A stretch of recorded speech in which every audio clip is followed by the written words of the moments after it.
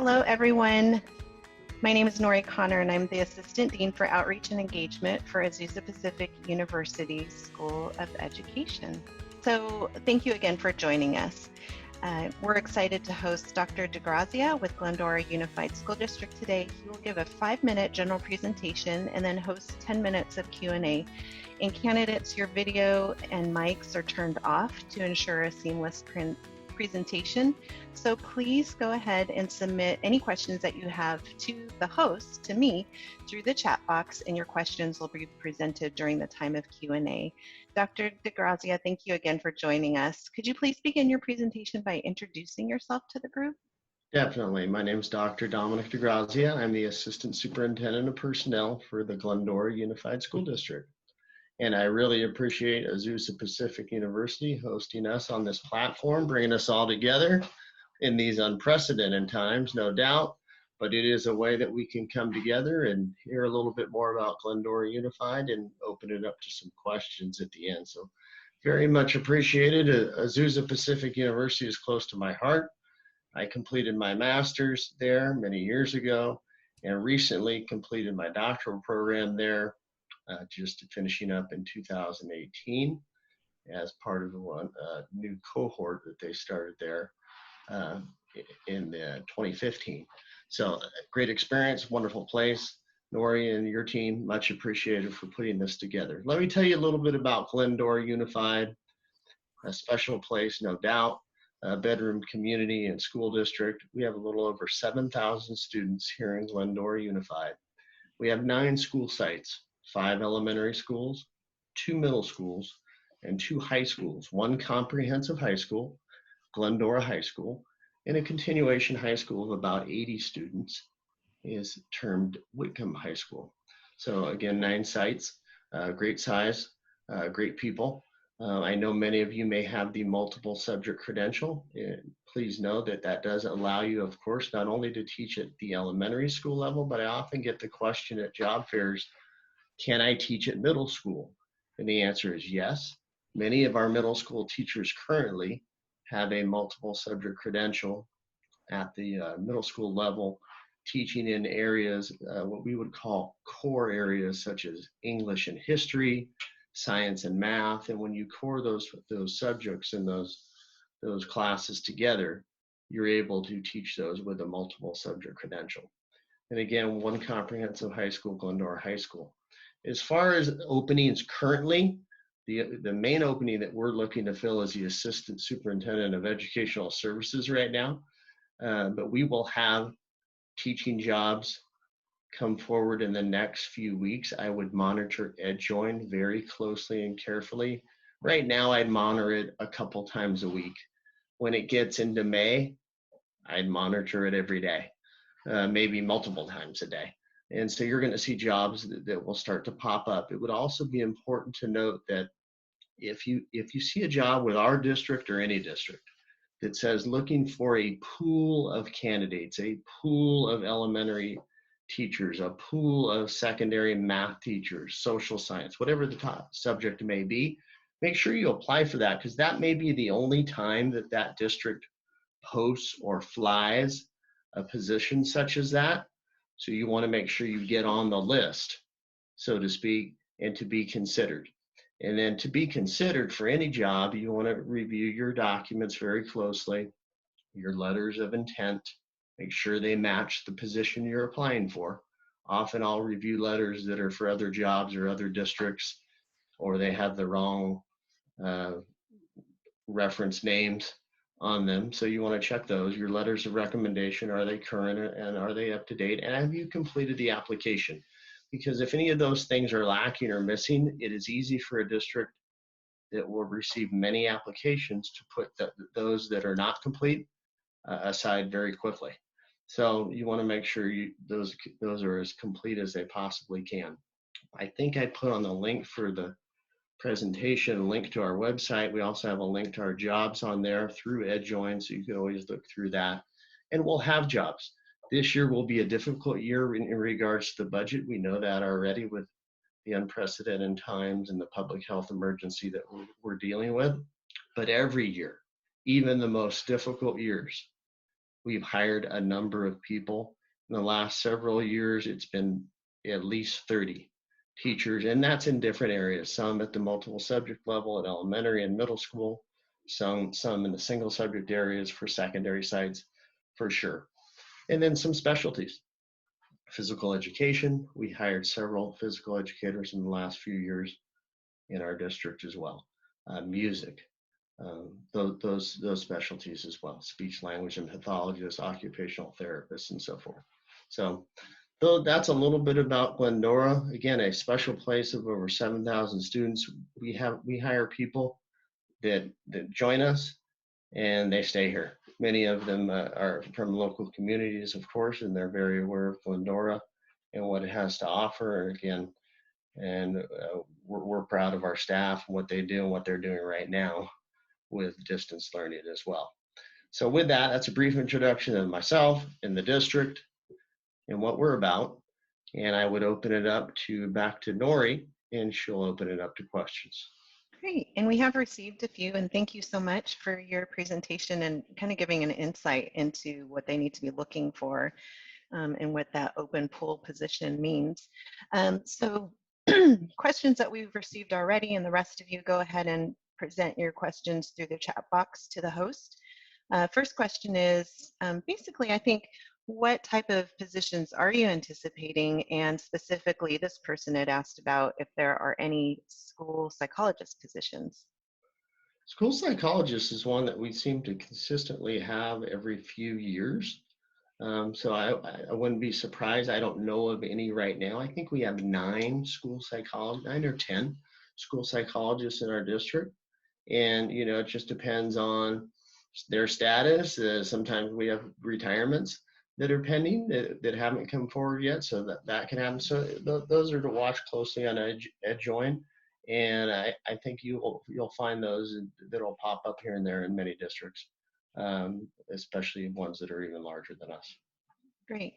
And then we have 7 minutes left and a few more questions. Yeah, no problem. Are you open to hiring intern candidates in special education, and I would say across the board, with or without substitute teaching experience? Yeah, certainly substitute teaching experience helps. That will never hurt. But we have hired interns without it, and we currently have a number of interns in a variety of subject areas, especially in special education. That there's definitely a need there, and seems to be a need every year to hire teachers. So we're very open to interns in the special education arena, but we're open to them in any arena if that's the best candidate and that's how we can secure them. So if it works for both sides, most definitely. Great. And then I guess same question for counseling positions. Do you anticipate any counseling positions? Just thinking about counseling positions, not currently again, but I think there are people that are close to retiring or may consider it. This pandemic, honestly, will have some effect on people's decisions. As far as we've had a number of folks calling our offices in the last week, determining to see if they could possibly retire before the next school year starts. So I think, and you could have some the opposite of that too, of course. But we are getting those calls and those questions about possible retirement. So I think we may get a few more than our average of about 10 retirees per year, and then beyond that, of course, we hire another 15 to 20 people. I love this question. What do you look for or value the most in your teachers? Yeah, that's a really good question. Flexibility, I think, is huge. Passion, moldability. Someone that's flexible, adaptable, moldable, that you can work with, willing to tackle different tasks, and inside and outside of the classroom, and how a person connects with people, I think, is probably the most important thing. You can teach some of the book smarts down the road, or the curriculum down the road, but how to work with people and deal with people is probably very, very important. Great, thank you. And so I just want to do a little side note. A few people have been asking about having a specific credential and then could you teach such and such areas like K through 12. And I just want to speak to those people that the best thing would be for you to contact your credential analyst to see about what grade levels you can teach with your specific credential. So if you can direct your questions there, that would be an appropriate place. Let's see. And so people are asking, are you anticipating multiple subject credential or positions? Are you anticipating secondary math positions? It usually ends up being a balance, but I would see probably more at the secondary level than the elementary or purely multiple subject area for the coming year, than a full balance all the way across. But again, we've been surprised before, and you just never know. During the summer, again, some folks may end up retiring, some may move away. Some may decide not to return. I mean, and life happens. And so there are things that will occur and decisions that will be made that we don't know about right now. And so they'll come up. They can come up on August 11th, and we start school on August 12th. So those are the types of things that happen. And so you got to continuously be monitoring EdJoin and have that information that you talked about, Nori, about talking to your credential analyst, or if you see a position flown, talking to the specific credential analyst in the district as well, who can be very helpful. Ours is very knowledgeable and probably one of the best in the region in regards to those questions. That's great. And so we have 3 more minutes left. I have additional questions about what does your teacher induction program look like for teachers who are trying to clear their credential, and does your district support that and pay for such programs? What's nice is we're part of a consortium for the induction program, and the consortium that we host it in our district is at one of our school sites, well, former school sites. And so it's centralized in the district. So everything is easy to access. Director is very accessible, and his team, and many of our mentors, of course, are here, directly working with our new teachers. And so it is here, and it's very accessible. There is a nominal cost. It's pretty nominal, really, in the terms of things. It's a 2-year commitment, as you know. And so, yeah, there are the possibilities there, and most teachers that are clearing their credential in our district utilize that program, and it's been very, very successful, and our mentors have been great. So many of our mentors often mentor other teachers in other districts as well, as far as being subject specific or a subject need. So that can be very helpful as well. So great program. Gets you all the skills that you need as a incoming teacher, and gives you the support and guidance in that as well. Wonderful. Dominic, do you have a few extra moments? Because it looks like our next presenter hasn't appeared yet, and we received a lot. I was anticipating a lot of questions for you. So do you mind? No problem. Okay, thanks. So I have a question. Again, it's really hard, I think, from what you shared to fully know all the positions that are available. And so I want to preface it with that. But I've had a few questions about, do you anticipate MFT internship?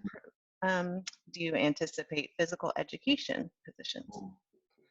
Yeah, I would be surprised if we had any physical education positions this year, just because we had so many in the last few years. I mean, as you know, we have 2 middle schools, 1 comprehensive high school, 1 continuation high school. So you can count the number of PE teachers that would be. It's not that many. But if you go to look at a Corona Norco Unified School District, larger districts such as that, multiply the number of PE teachers that they have. There's just more opportunities. Adapted PE teachers, we have 1. And where some of those other districts may have 10. So just as far as opportunities go, so I would be surprised for P just because we recently had a wave where we had 3 or 4 in one year. That's unusual. As far as MFT, I would be surprised, but many times we do need support, and there's been enhanced mental health services support in our district and in many districts in the last few years, and that there's going to be a great need for that, related for students, staff, and their families, related to this pandemic. So that's only going to be enhanced. I see those type of positions becoming more prevalent and more available as we go here. Great, thank you. I thought this was an interesting question too. Do you like fancy online websites, or is it best to stick with traditional? Also, how do you foresee the school to be online for fall back to normal? And that's kind of a hard question across the board, K through 12 and higher ed. We're all kind of waiting to see what the directives are from our state, but maybe if you can talk about maybe what things you'd like to see candidates create and kind of bring to the table. Sure. I like shorter, succinct. It can fancy, maybe not over the top, but some technology reference, some modernization to the format and the look of it all, for sure. I think that's very important. The clarity, succinctness, the accuracy. I was looking at applications for a very high level position recently, and there were many spelling errors in the application, or in another one they addressed it to the wrong district. That doesn't look good, and they might be a great candidate, and I'm not saying necessarily I throw all of those out either, but it doesn't look good. And when you spell principal with PLE at the end instead of PAL, that's a problem. So those are the things to consider, and things to remember. Principal is your pal, so to remember and consider as you're working on it. As far as the other documents, again, completion of your application. Did you fully submit everything that they asked for? If you did not, did you contact them and tell them why? And if there are gaps in your resume or your application or work history, have you addressed those in either your letter of introduction or in some other form, through an email, through a call, whatever it might be? I think that's very important. You can't leave it up to the person who's reviewing your application. You can't leave it up to their imagination. They're going to think on the negative side and probably put that application aside and not have it be screened in. And things are so competitive that you need to make sure that it's all in order. Are your letters that most current they can be? Are they from supervisors, or are they from colleagues and or friends? Which maybe one could be, but you need to think of those things and consider those things. As far as the second part of the question, it's a great question. As far as where are we at for the fall, again, we don't know. We're having daily, weekly meetings related to all those topics. It's kind of wait and see. We've already made the decision here that summer school for sure will be a distance learning model. The fall, no decisions have been made in regards to that, and to see where we are with the pandemic in the next couple of months before any of those decisions are made. Great, thank you. I was wondering, another question came in about, do you look at people outside of the district, or do you primarily hire from within? Yeah, that's a great question too.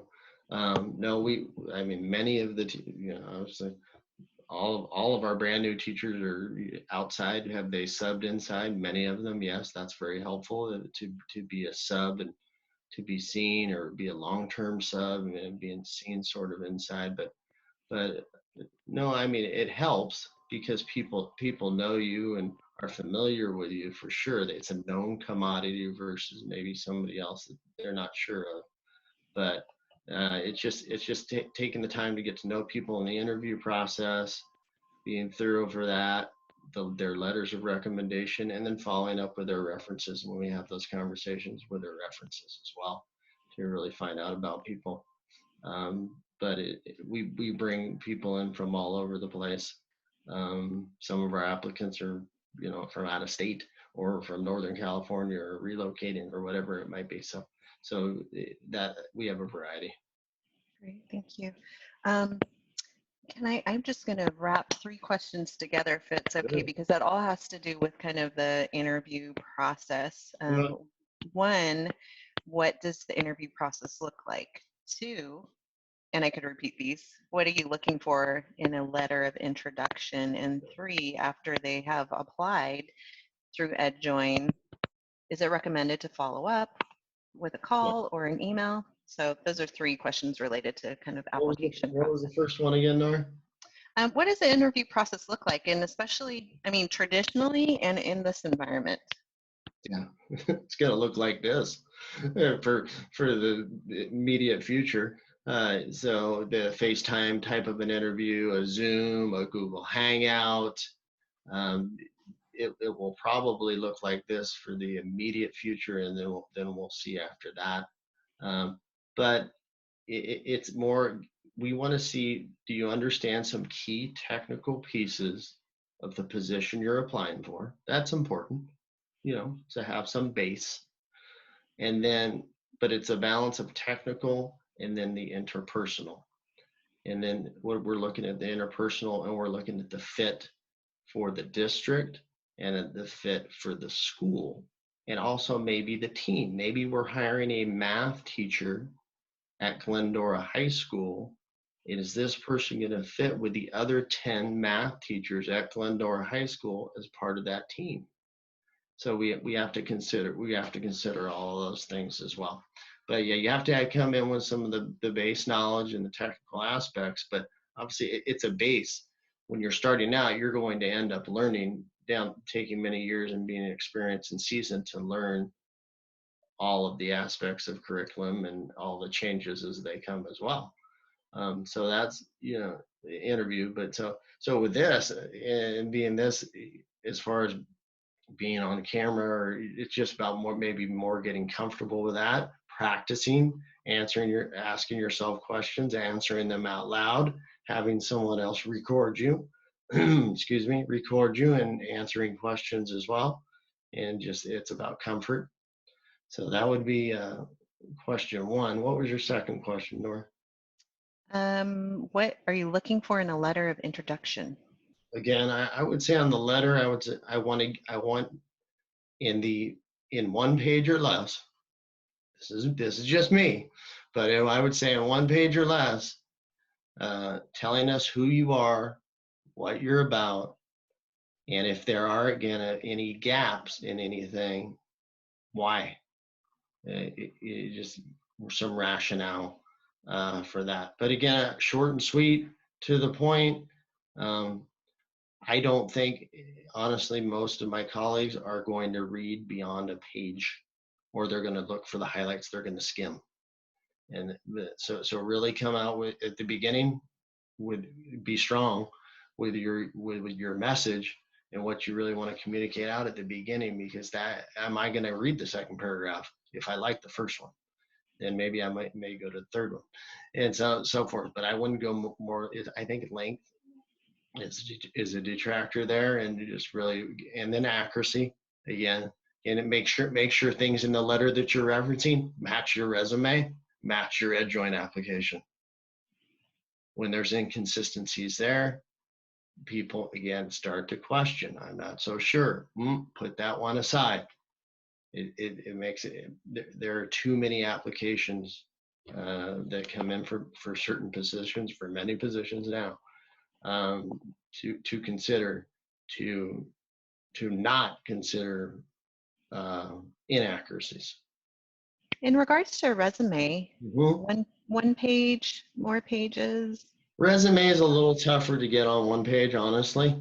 I mean, if you can, it's great. I have seen some very modernized formats and there's some great templates out there with putting things on the side as contact information, quotes from individuals. Those are great, and maybe those are a little fancy, and those are fine.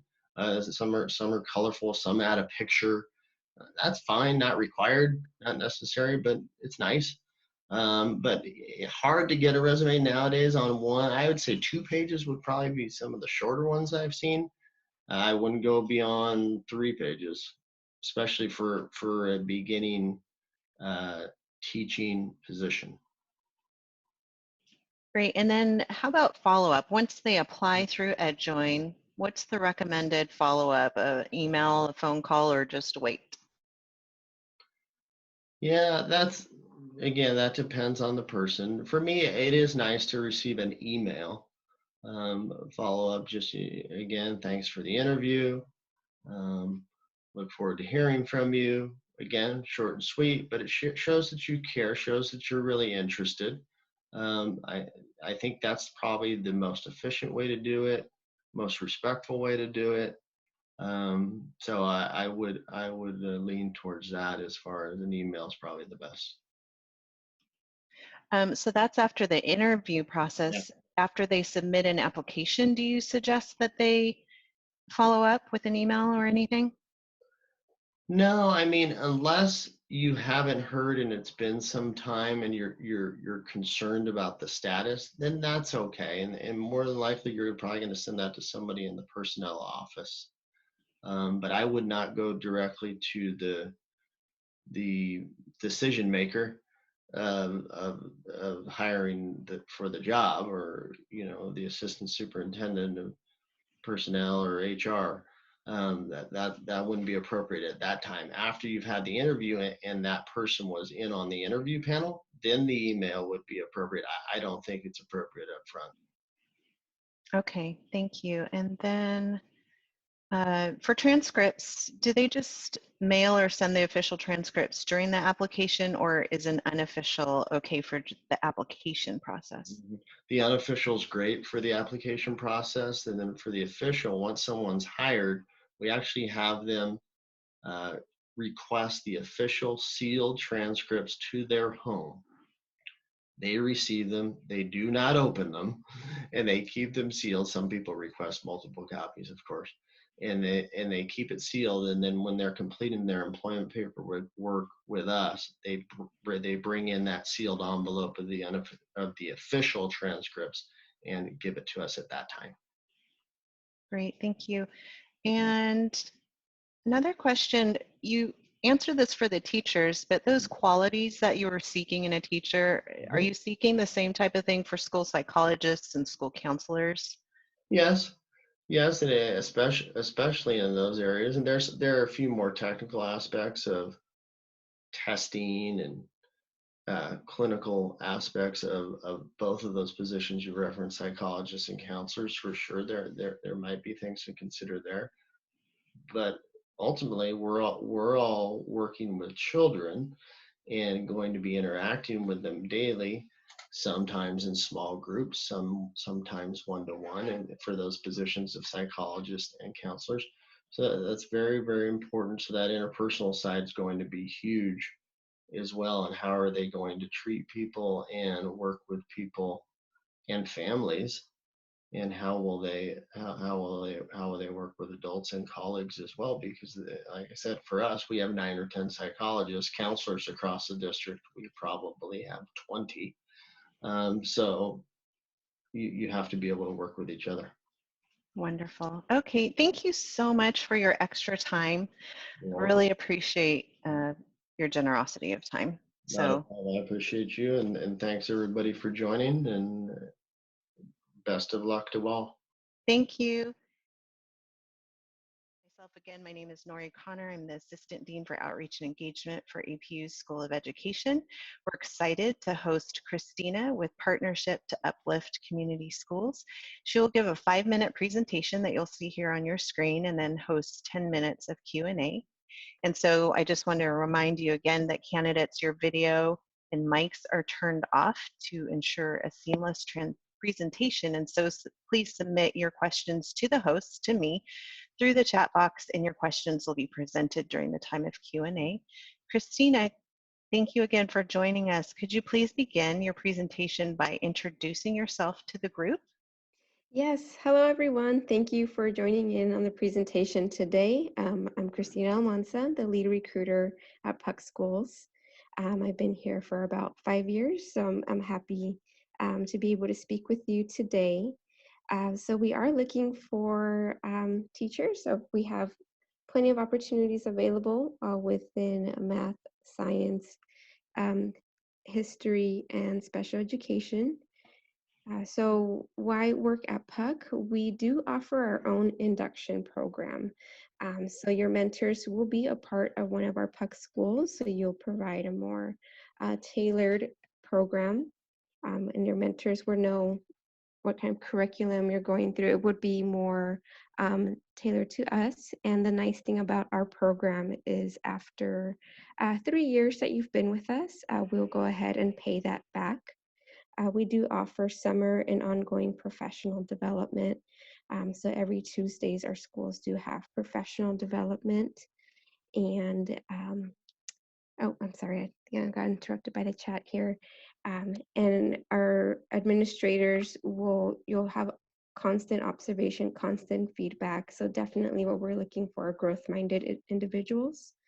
And we do offer growth opportunities as well. Most of our administrators at one point were teachers at our schools. So if you ever would like to become an administrator, we definitely provide stepping stones and opportunities for you to have that growth. And our schools are small, so we do have small classroom sizes, no larger than 30. On average, they're about 28 per classroom. And we do have a small schools. I think our largest school is about 360 students. So what that is nice, every time that I've gone to our schools is what I've seen the teachers and administrators know all the students by names, know their families, and know their siblings. So there's definitely a sense of community within our schools. So we do uphold the name of partnerships to uplift communities. And even what we're doing now now that we do have a school closures, and still providing that sense of community, passing out meals to other students and families. You don't have to be a part of our student body to be able to receive a meal. You can stop on by. We do provide resources to our parents as well, so they receive an ongoing support and ongoing voice from our school sites and communities. And I know think that's what I have to offer for today. I know I'm a little bit early and within the 5 minutes, so I would like to open up the Q&A. Great, thank you so much. Mm-hmm. Appreciate that. So we are having a few questions come in, and so everybody please go ahead and use your chat box to submit your questions. This person asked, where are your schools located? Yes, we do have 14 schools. The majority are located in the Northeast San Fernando Valley, so around the cities of San Fernando, Lakeview Terrace, and Sylmar. And the rest of our schools are located in the Northeast Los Angeles region, being around Eagle Rock, Lincoln Heights, and Glassell Park. Great, thank you. I'm getting a lot of questions about specific position openings that you have. And so I want to remind people that the job listings page for PUC is listed in the chat box. And so you can look there. And so maybe if you wouldn't mind, Christina, just giving us a general overview of the positions that you're anticipating. People are asking specifically about school psychologists, school counselors, physical education. Okay, great question. We do have a college counseling position available in Eagle Rock. We are also recruiting for a school psychologist. This school psychologist will be traveling among our school sites. So it would be among the sites that I've mentioned throughout the Valley and Los Angeles. And I'm sorry, what was the other position? Physical education. For physical education, right now it's a maybe, but we don't have a confirmed opening yet. However, we do have an ongoing talent pool, and we welcome you to apply on our website. So when we have your application, should the position arise, we'll definitely go ahead and contact you. Great. And then do you hire candidates on an intern credential? Yes, we do. We do accept internship eligible candidates. Great. So this is a question regarding schools counselors. Uh, for those that are graduating next month but have to wait for their PPS credential to become available, are they still able to kind of put their name in for the hiring process? Does that delay the process at all? Not at all. I actually just spoke with the principal earlier this week. We are open to viewing those who not necessarily receive their PPS credential. We do have a set salary scale, so you'll receive additional points and your pay may potentially be more when you have a credential, but we are able to accept applications where you're not necessarily don't have a credential yet. Great. And do you anticipate hosting any of your own type of virtual hiring fairs or different events, interview days during the summer and during the season? Yeah, so our recruitment season hasn't stopped. As soon as we're accepting applications, our recruitment team is reviewing them, connecting with the candidates, and setting up interviews. So the hiring process has not been delayed during this time, but we are in the works of hosting our virtual fair. We don't have a specific date yet, but as soon as we do, I'll be happy to share that with you, maybe to share with your students. Yes, definitely. Yeah, just to let Wonderful. everybody know, we do post opportunities, both internal hiring fair opportunities as well as external through our social media sites and through our web page. So make sure to check that out. Somebody Perfect. asked about if you hire school counselors, which she had mentioned earlier that there is a position posted currently. That's correct. Is that So you correct? can find it on our website. Okay. Can you let us know a little bit about how you are conducting interviews during this time of social distancing and maybe if you had any tips for our candidates? Perfect. Okay. Right now, all of our interviews are being done virtually. So the first step would be for a recruiter to contact you. If you are internship eligible, we would ask for materials for a letter, and we will connect with you with a principal to conduct either a Skype, Zoom, or Google Meet virtual interview through video. And it's to suffice for a demo lesson for our teacher candidates, we are asking for a video. If you do have a video of yourself instructing a classroom, even if it's a little bit older, that is okay. You can discuss feedback on how you've grown from that video from then to now. Or we do ask for a lesson plan, whatever you feel is your best planning skills, and we can walk through that lesson plan together in place of a demo lesson. So I do recommend in order to prepare having these materials ready. And what we're looking for in terms of maybe an ideal teacher, someone who, even though you don't necessarily have experience, maybe someone who's worked with students in any capacity, either volunteer, tutor, assistant opportunities, someone who is open to feedback, someone who's willing to collaborate. Um, One thing within working with PUC schools is you have plenty of opportunities to collaborate with the grade level team, with the content level team, and across our network with other schools within PUC to collaborate on grade planning, lesson plan, and so forth. And being open to feedback and just open to new experiences is what we're mainly looking for. Great, thank you. Mhm. Um, could you share a little bit about how your district integrates technology and maybe what supports are provided? Yes, so we just experienced our spring break. So we've had our Chromebooks distributed across all of our students. So right now we are using Google Classroom to teach at this moment, but within our actual classrooms, we do have technology in place, so ongoing Chromebooks. For some schools, it is more blended learning, so maybe 2-to-1 or to 1-to-1 ratio with technology. You just have whiteboards, docu-cams, and projector in every classroom. Hopefully I answered your question. Yeah, definitely. Thank you. Okay, absolutely. Do your schools have sports programs? And if so, do you need coaches? Yes, so we do have sports programs. Our high schools participate in the CIF league, so we are always looking for athletic coaches, volleyball, basketball, softball and baseball are mostly our water schools participate in. And we've been trying to expand our middle schools to have their own league as well. So we've had to pause it for now, but in the next school year, we'll be looking for coaches. Wonderful, thank you. Yes. You know, I find that there's still a little myth out there that it's not good to get a master's degree before you apply for positions and everything. And can you maybe give your thoughts about that? Yeah, great question. Well, I can't speak as an educator, but I can speak as a recruiter and someone within the HR department. And master's programs do provide the supports in place, I think, versus just getting a credential.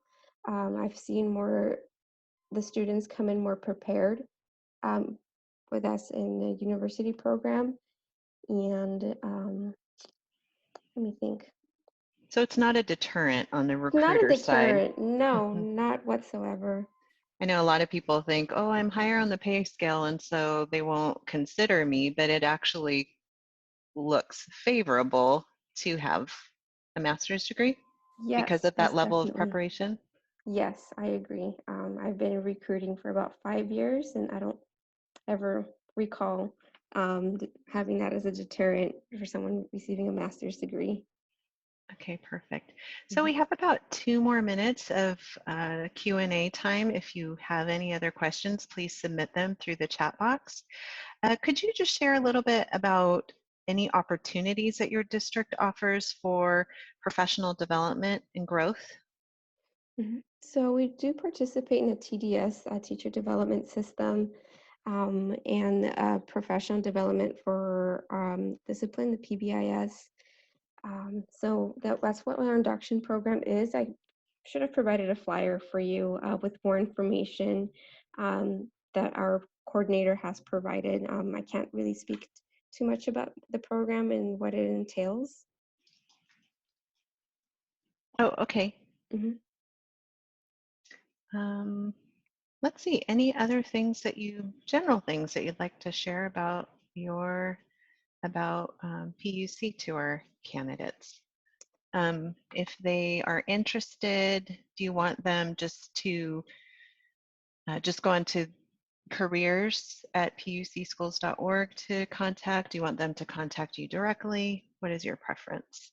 The preference would be you can maybe email us at careers@pucschools.org. This email address, all of our recruitment team has access to it. So maybe if I'm not able to reach you as soon as possible, our team member would be able to assist on our behalf. So we're definitely a team of, well, we just hired a new recruiter. So now we have a team of 4, definitely able to help you as quickly as we can. Great, thank you. Yeah. Well, thank you for your time, and it looks like we are okay with the questions, and so we just thank Okay. you again for your time. Thank you so much. I appreciate it. And I appreciate for taking the time to put everything together. Wonderful. Thank you. Thank you. Have a great Have a, day. you too. Thank you. Bye-bye. Bye-bye. And we're excited to host Kevin from Bonita Unified School District. And he will go ahead and give a 5-minute general presentation and then host time of Q&A. And so candidates, you've been so great. Please use your comment chat box to go ahead and submit your questions to me, and I will ask Kevin those questions at the end of his presentation. And so Kevin, thank you again for joining us. We can see Sure. you. We're so happy to have you here. Could you please begin your presentation by introducing yourself to the group? And just to let you know, I will also post your website and your job listings link for the candidates. Well, good afternoon, everybody. My name's Kevin Lee. I'm the Assistant Superintendent for Bonita Unified in charge of HR, and I'd like to thank all of you for being here today. So you're looking at my background because this is the background from your window when you're teaching out of your classroom in the Bonita Unified School District. It's a very beautiful district, as you can see. So let me fill you in a little bit about Bonita. We have 10,000 students. We have 13 schools. We are in San Dimas and the city of Laverne. What we do as a district, if you just think about as a whole, is our purpose is to prepare every student to live their purpose. We don't believe it's our job to tell the parents and the kids what it is they go on to do after school's out for them as a senior. But we believe that what our job is to do is prepare them to go to the workforce, go to college, whether that be a 4-year college, a 2-year college, a technical school, whatever it is those kids want to do, we want to prepare them to live that purpose. And if it's a 4-year college, whether it be Cal State San Bernardino or it be Harvard, we want to provide them the education so that they can do whatever it is they want to do. We do that through our core values of equity, mastery, and a focus on results. It's a very simple formula in our district. Provide equity, seek mastery, focus on our results, and always work on getting better. And that's going to help every kid live their purpose. We have a goal in our district to be 80% proficient and advanced in language arts and 70% proficient or advanced in math. Right now, we're not there. We're at 70 and 60. And when you look at that, that's in the top 10% of all unified school districts in California. So once again, we're currently 70% in English language arts, 60% in math. And it's not that test scores are everything, but they are something. And they bring kids into our district. We have 10,000 kids in our district, and only 8,000 are from within the cities. We have 2,000 transfers because we're a good school district that people want to come to.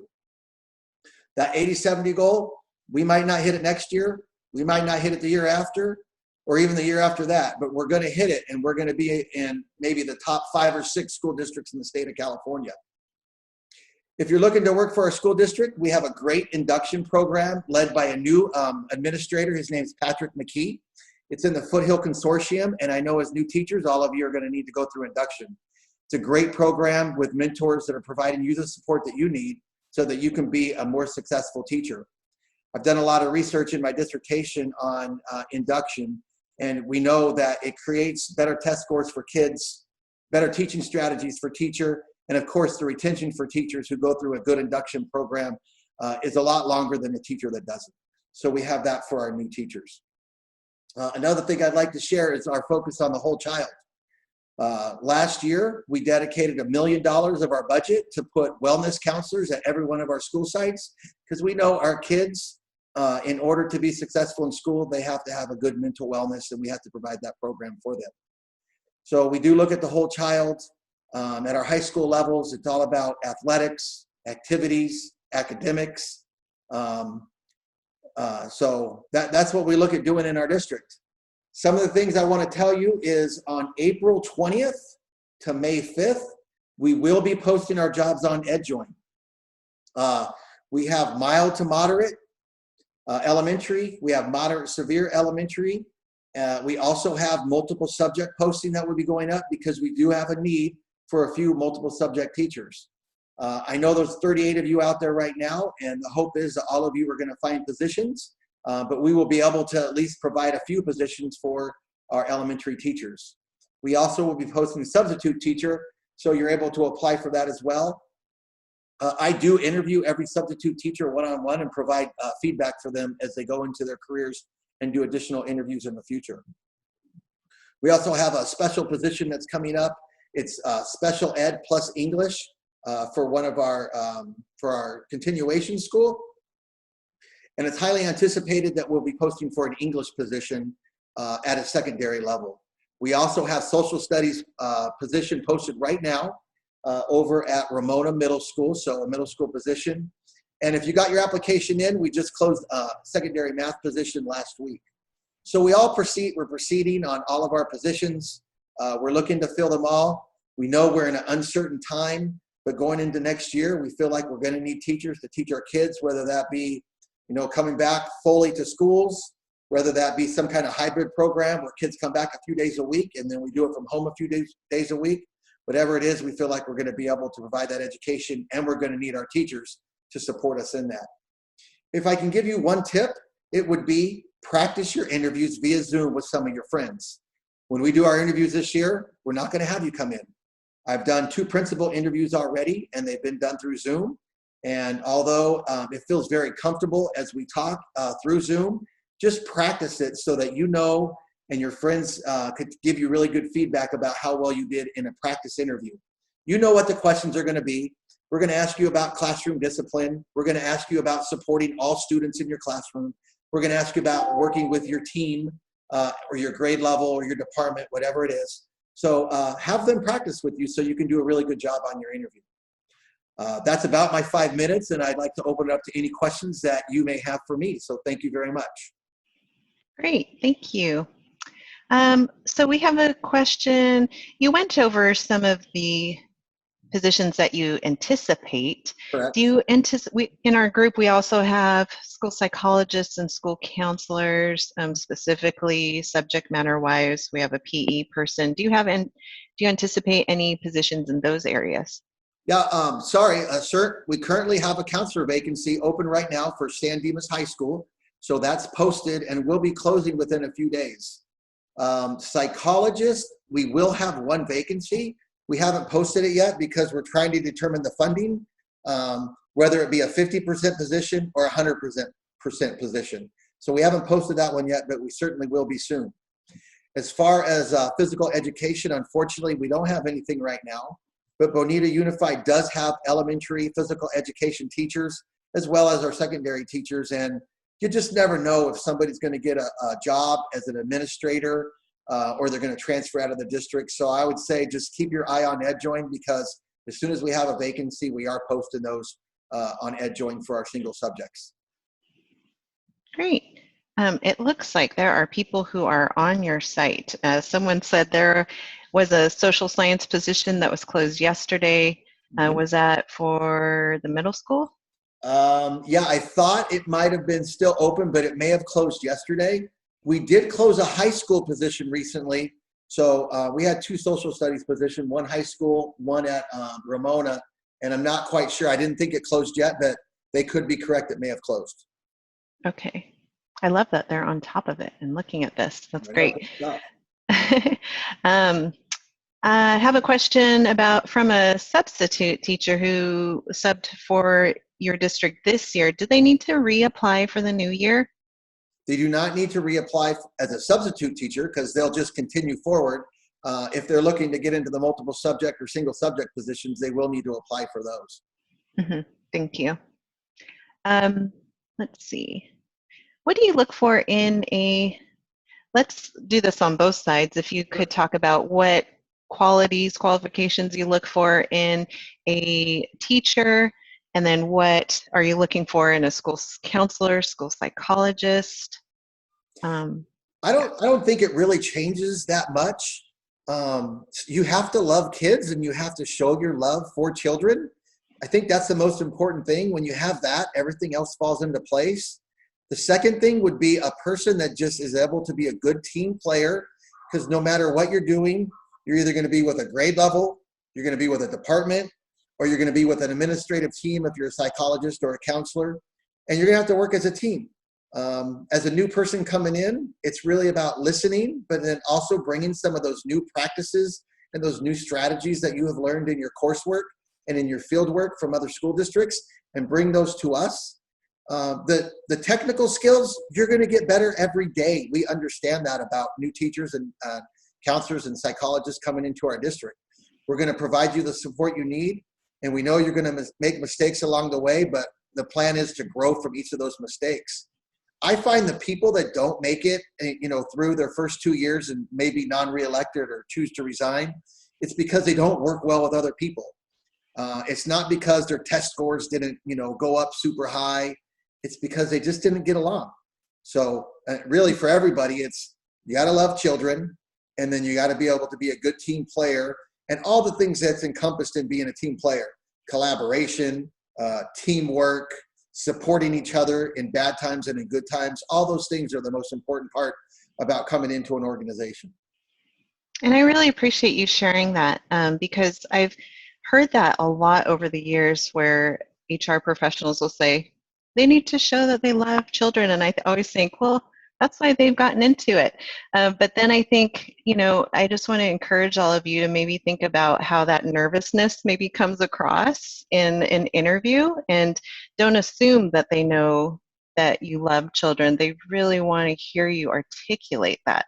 Is that kind of on Absolutely. point?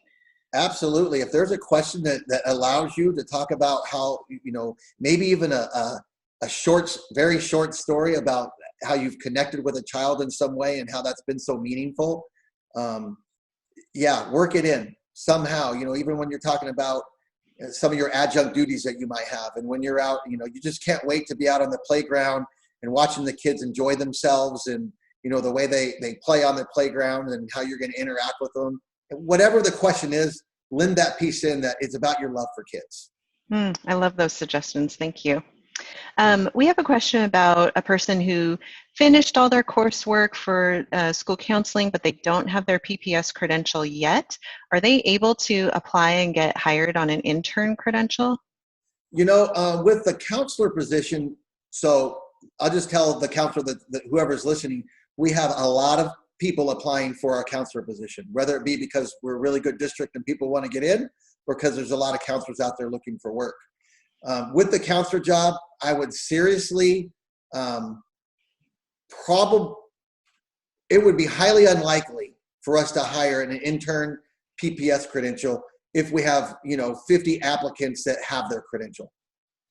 Let me put that on the other side. If you're a special ed person, it's very likely we would hire you on an intern credential because there's very few people with that credential. On somebody such as an English teacher, social studies teacher, or a counselor, or multiple subject, we would want the person to have the credential. So sorry, person counselor out there, but you need to get that PPS done, unless you're looking to go somewhere that maybe a little further away that people aren't attracted to so much as a district. Great. I have a question about kind of the interview process, and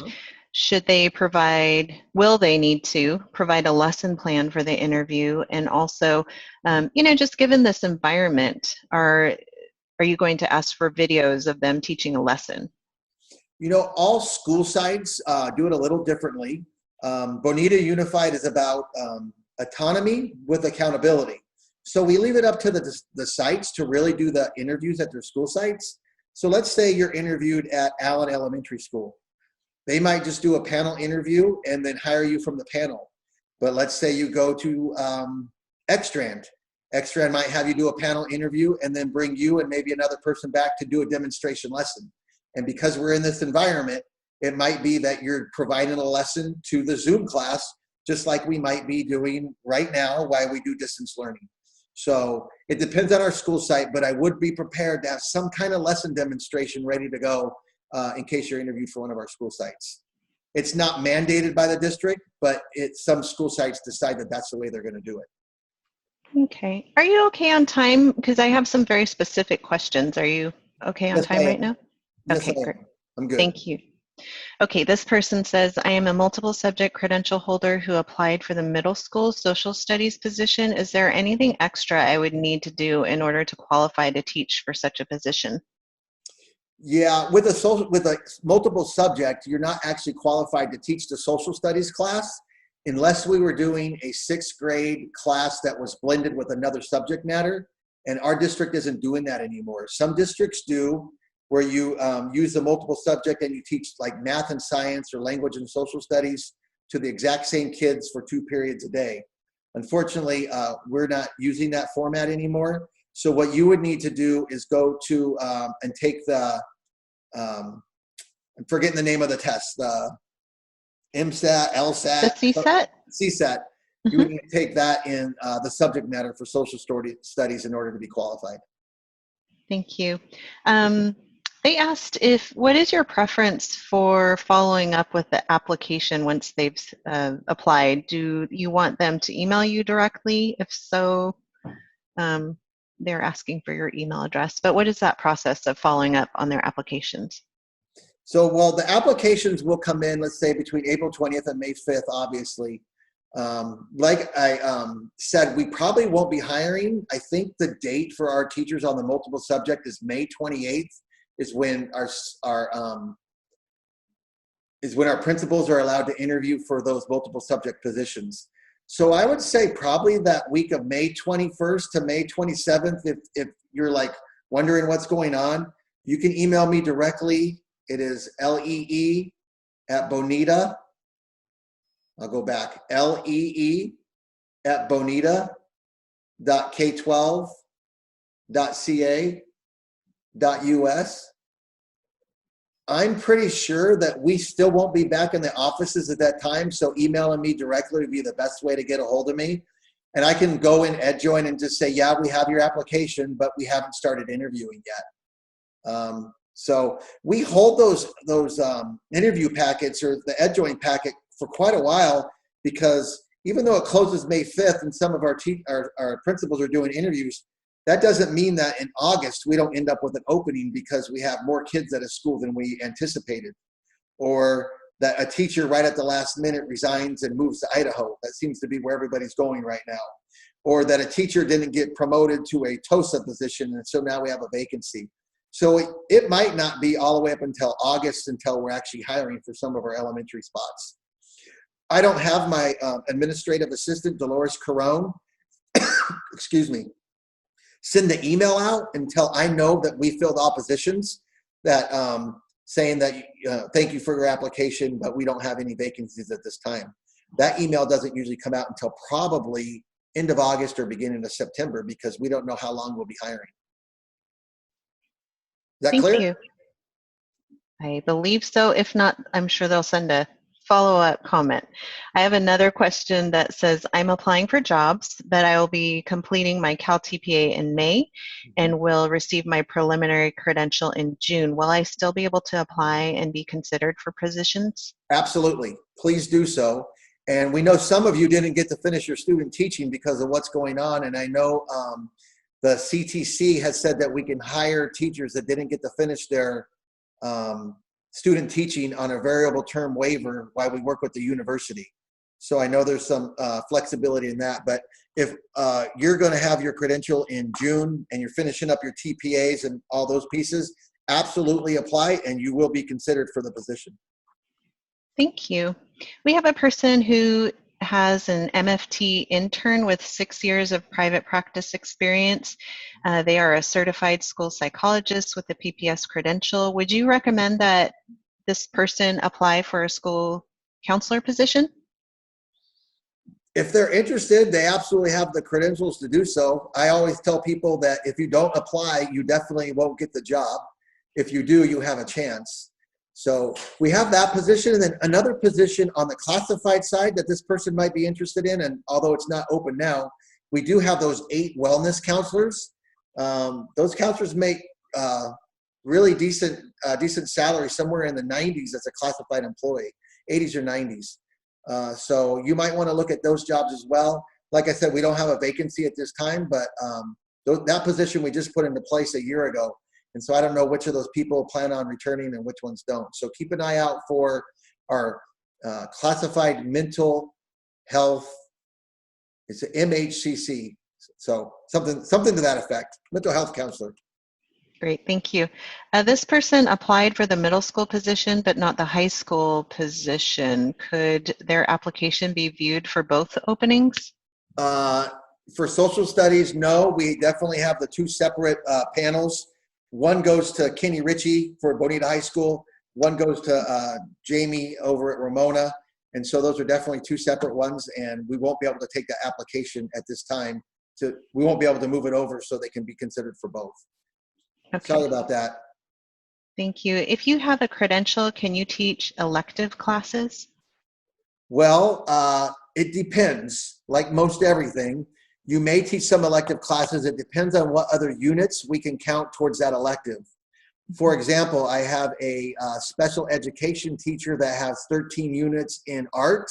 And so they were able to teach an art elective last year for 1 period while they were teaching 5 periods of special ed.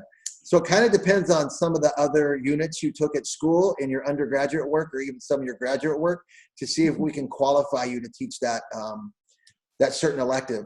There are some electives that don't require any special units. We just have to get you board approved. It all depends on what elective we're talking about.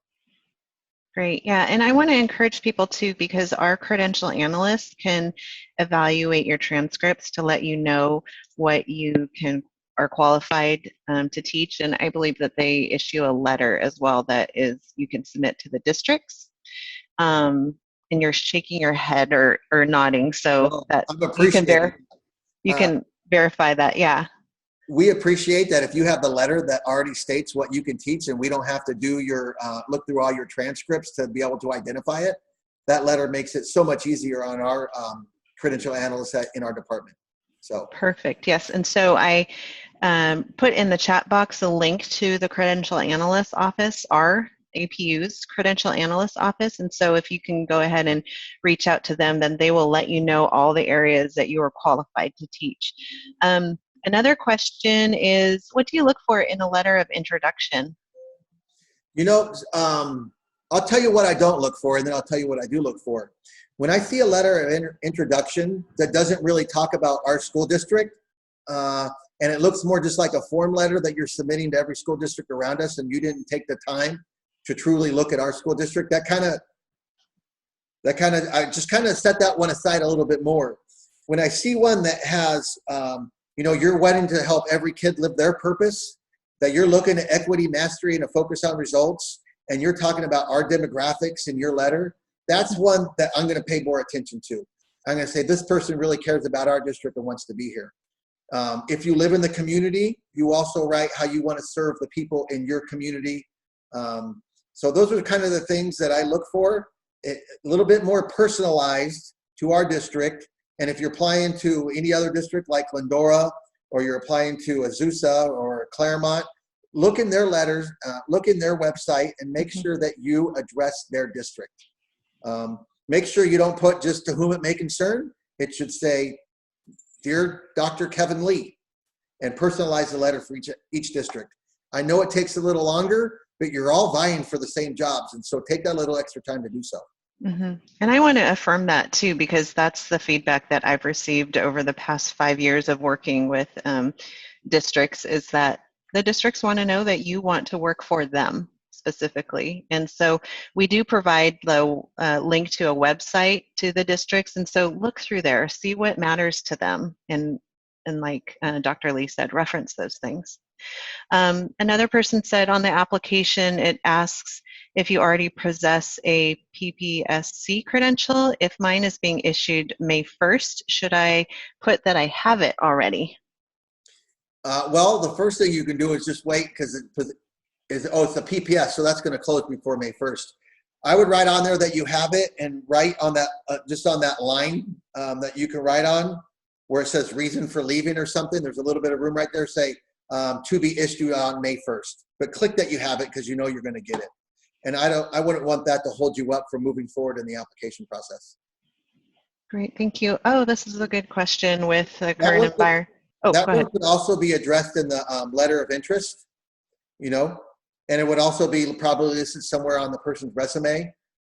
So all those things to make sure that everybody knows that it will be issued on May 1st. Okay, thank you. This is a great question given our current circumstance. Can you accept applications for multiple subject positions if the RECA is still in progress due to closed testing centers? Yeah, like I said, there is some flexibility that's been given by the CTC for us to hire teachers that haven't been able to complete all of the requirements. So yes, please apply, and you know, we'll work on some of those things later. Right now we're like struggling with, you know, how do we get our new assistant principal fingerprinted and get their physical done? It's just things are new and things will be postponed for a while. So please, I know you'll get that RECA passed soon, and I'm sure we're going to have some flexibility in hiring. Great, thank you. Does your district have health class? Health? For the students, we have a freshman health class, yes. Okay. What credential is required for that? Is it Ooh, you finally stumped me today. I'm going to say, like I have a health sciences credential, so I'm sure that one qualifies. It could be physical education. I'm not sure. If that person could email me directly, and I will send it to our credential analyst. Great, thank you. Do you have time for two more questions? Yeah, and I want to talk about our salary real quick too before we Oh, go. please. So just so everybody knows, our salary starts at $55,000 and it tops out at $105,000. The nice thing about our salary is you get to that step, $105,000. That's if you're all the way over with the master's degree and some units. But you get to the highest step in 20 years. In the district I was in before, Placentia Yorba Linda, you didn't get there till 30 years. So that's 10 more years of higher earnings you can make in our district versus some other districts. Make sure you look at that on their salary schedule because it's very important. If you were offered between two districts that you liked both and they were both second grade and you love second grade and you're like, how am I going to choose? Look at the salary schedule and see how many years it takes to get you to the top salary. Ours is 20 years. It's one of the lowest. We also provide $11,000 in benefits, which isn't a lot in comparison to some of the districts around us, but it does cover pretty much a single person for like a full plan with no deductibles, such as a Kaiser plan. So we do work every year to bump that up a little bit, but every time we bump it up, the costs of insurance also go up. So it seems to just stay flat. So I just wanted to bring those two things forward. Thank you. Those are great tips. Thank you. A person is asking, where can they find the classified postings that you had mentioned about the mental health position? Those will be on our website as well. However, there are no classified postings up at this time. I'm looking at all my jobs I have over here on my wall. And I currently have 5 classified postings that are vacant, but we haven't posted them yet because as we go through this time, we are looking at some of our jobs and when they need to be posted. We haven't worked with our classified association yet on changing the rules for interviewing. So we just haven't posted any classified position yet. But it will be on our district website right by where you find the certificated openings. Great, thank you. And then, so this is going to be our last question. I really thank you for going over in your time, and then participants, job seekers, candidates, thank you for your patience in this process as well, and your interest in this district in Bonita. So the last question is, how did your district respond to the sudden necessity of transition into distance learning, and what kind of support are you offering your teachers at this time? Well, just today we sent out an email to all of our teachers saying that if they want to get Google certified, now that they have a little extra time at home, that we'd be paying them a stipend and we'll pay for their Google certified training, knowing very well that if this continues on either from this year or even a little bit into next year, that our teachers are better at Google and using Google Classroom, Google Chat, all those pieces. So not only are we providing the opportunity for the training, we're also paying the teachers to do it. We're also using this time to train some of our para-educators working with special education kids to do some online learning, so that's helpful. But I got to tell you, on March 13th, let's just go back to March 6th. On March 6th, I'm at a salad bar at the Cask and Cleaver thinking, should I eat over there? And a week later, we close down schools and say everybody needs to stay at home. Just how quick it all happened. Nobody could really fathom how fast we just closed down schools and we changed to online learning. So our distance learning program right now is up and running. We do have some specialists from our technology department working with teachers. Of course, it was a struggle for teachers and even for kids and parents. We actually hired a couple substitutes. We kept them on that are really good with technology, and they're supporting some of our school sites and some of our teachers that are having difficulty using distance learning. But for the most part, our teachers amazingly just switched over and are working with their kids. We quickly had to figure out what grading was going to look like for kids, what graduation requirements were going to look like for kids, how kids could get their grades risen from an F to a D or a D to a C. But we have a great relationship with both our classified association and our teachers association, and our district's moving through with what we find to be very satisfied parents, very satisfied and learning children, and a staff that continues to work with no kind of arguments or fighting about how it's going to be done. That's not true for every district, so we're very proud of the work that we're currently doing. Great. Well, thank you so much. Thank you for your time. Thank you for what your district is doing.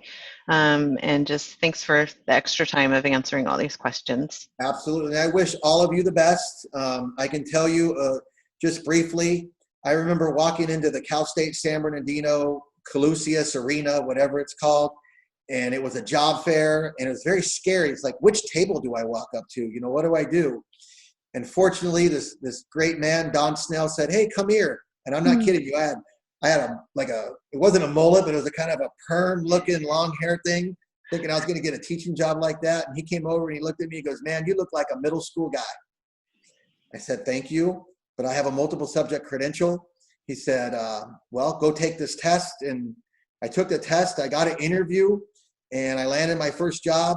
Never thought, it was a hard time back in the early 90s, just like the hard time you're going through now. But there is a place out there for you somewhere. And so stay strong, keep your heads up. Don't get discouraged by people that say no. There's a lot of teachers out there looking for work, but there's a place for you. Be willing to go a little further than you originally expected to get a position. At one time, I chose to go all the way to Hemet every day to get a job that I wanted so I can continue to move up. So don't be afraid of going a little further, and don't get discouraged, because APU puts out great teachers, and I'm sure we'll find a place for everybody. Thank you so much, Dr. Lee. Really appreciate your time. And people here are saying thank you for the tips and the genuine advice. And you did give a lot of great nuggets today. So thank you very much. You're welcome. I appreciate it, and good luck to everybody.